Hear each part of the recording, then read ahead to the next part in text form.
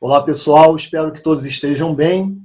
Nesse vídeo eu quero falar sobre testagem em massa da população para combater a Covid.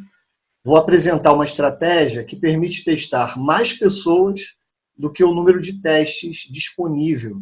E como que a matemática entra nessa estratégia a fim de obter os melhores resultados, ou seja, economizar o máximo possível de testes, mas sem perder de vista a eficácia do teste, ou seja, sem perder de vista a necessidade de não termos muitos testes dando falso negativo, que é quando um teste dá negativo após testar uma amostra que está infectada.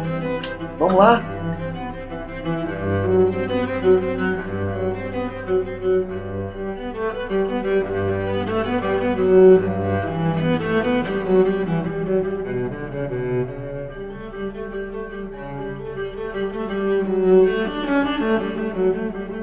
Várias cidades estão reabrindo o comércio e outras atividades, inclusive pensando em reabrir escolas. Mas será que elas estão preparadas para isso?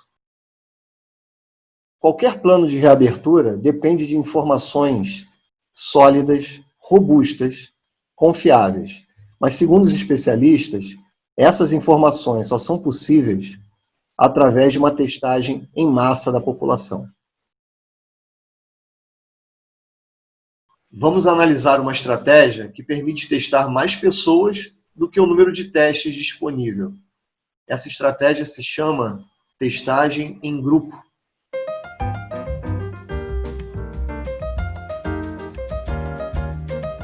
Geralmente, os testes são feitos individualmente, ou seja, usa-se um teste para cada pessoa. Testa-se um por um. A ideia é testar em grupo. Por exemplo, você divide aqui, nesse esqueminha que eu fiz, essas 88 pessoas em grupos de 4, por exemplo. O que se faz é coletar material das 4 pessoas do grupo, aquele material utilizado para fazer o exame. Mistura esses materiais e aplica o teste nessa mistura. Então, se, por exemplo, o resultado desse teste feito na mistura der negativo, é porque nenhuma das 4 pessoas do grupo está infectada. Mas, se, por exemplo, o resultado do teste de um grupo der positivo, é porque uma ou mais pessoas do grupo está infectada. Ou seja, pelo menos uma está infectada. E aí, nesse caso, nós fazemos um segundo teste, só que agora individual, em cada uma das 4 pessoas do grupo. Geralmente, na hora de coletar o material, coleta-se 2 amostras de cada pessoa. Uma dessas amostras vai para a mistura e a outra fica reservada para fazer um teste individual, caso seja necessário. Vamos ver um exemplo para a gente entender melhor como funciona isso. Vamos supor que 12.000 pessoas serão divididas em 400 grupos de 30 pessoas cada. Inicialmente, nós vamos testar os grupos. Lembra, nós vamos coletar a amostra de cada uma das 30 pessoas de cada grupo, misturar essas 30 amostras em um pool, como eles costumam chamar, que é piscina em inglês, né? Enfim, nós vamos misturar essas 30 amostras e vamos testar a mistura. Então, nós faremos um teste por grupo, ou seja, faremos inicialmente 400 testes. Vamos supor que o resultado desses 400 testes indique que 25 desses grupos testaram positivo. Agora nós teremos que testar cada uma das pessoas que estão nesses 25 grupos. Lembra que nós já coletamos previamente uma amostra que ficou reservada justamente para isso, para a gente testar individualmente, caso fosse necessário. Então, nós teremos um total de 30 pessoas vezes 25. ou seja, 750 pessoas.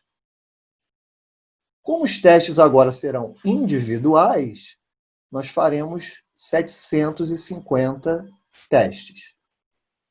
Totalizando, 400 mais 750, 1.150 testes. 1.150 testes contra 12.000 testes se tivéssemos optado pela testagem individual. Legal, né?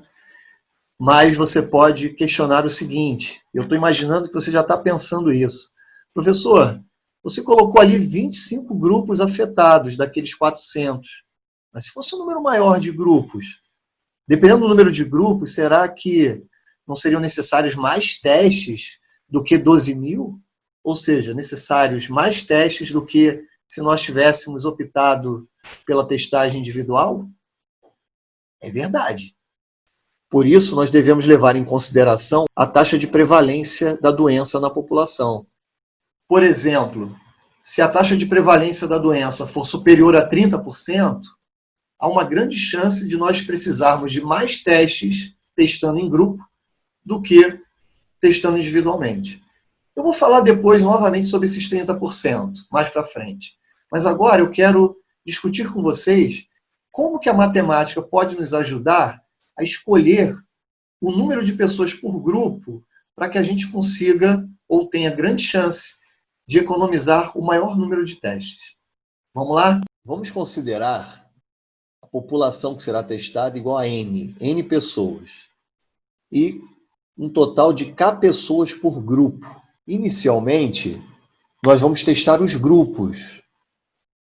Como são N pessoas, K pessoas por grupo, isso nos dará N sobre K grupos. Pode ser que o K não seja um divisor do N. Sem problema, nós teremos aqui um valor aproximado de grupos. Como nós testaremos inicialmente os grupos, isso aqui nos dá um total de N sobre K testes. A segunda etapa será testar individualmente as pessoas que estão em grupos que testaram positivo na primeira etapa. Para isso, vamos considerar a taxa de prevalência da doença nessa população. Vamos supor, vou usar por enquanto um valor numérico, vamos supor que seja 0,3%, ou seja, 0,003.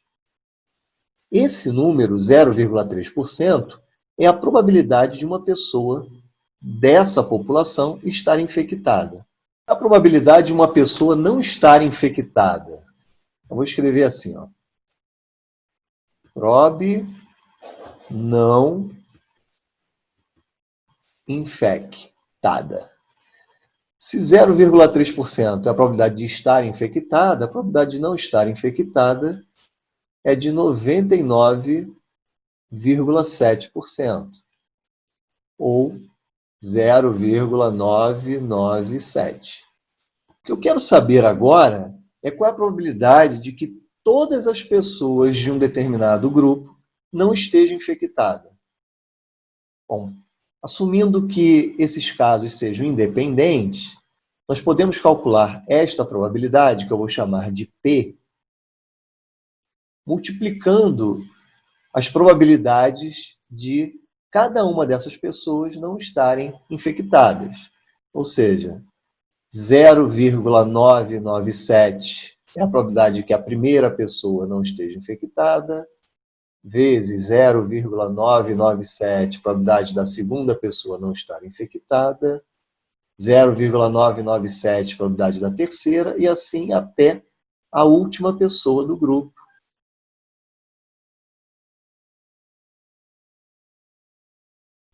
Como aqui são K pessoas por grupo, nós temos K fatores, todos iguais a 0,997.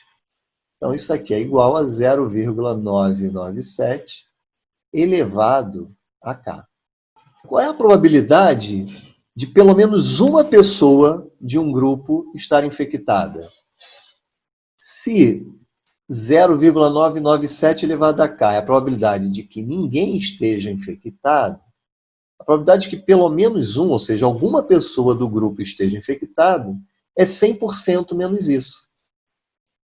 Ou seja, 100%, que é 1, menos 0,997 elevado a k.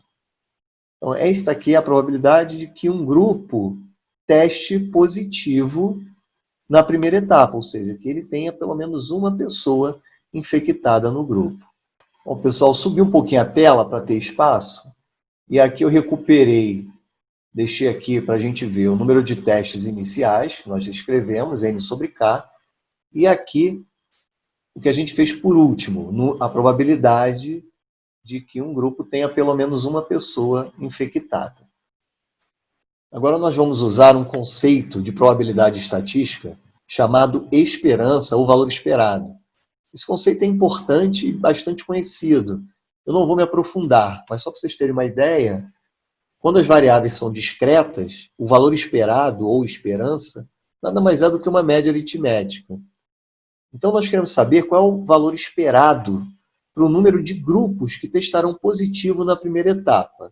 Nós temos 1 menos 0,997 elevado a k, que é a probabilidade de que um grupo tenha pelo menos uma pessoa infectada, vezes a quantidade de grupos, que é n sobre k. Isso aqui nos dá o valor esperado para o número de grupos que testarão positivo na primeira etapa. Em cada um desses grupos serão feitos k-testes, porque nós testaremos todas as pessoas de cada um desses grupos.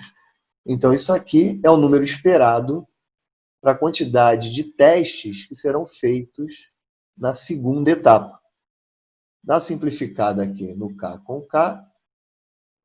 Então, nós temos N que multiplica 1 menos 0,997 elevado a K. Esse é o número de testes esperado na segunda etapa. E aqui nós temos o total de testes que serão realizados na primeira etapa.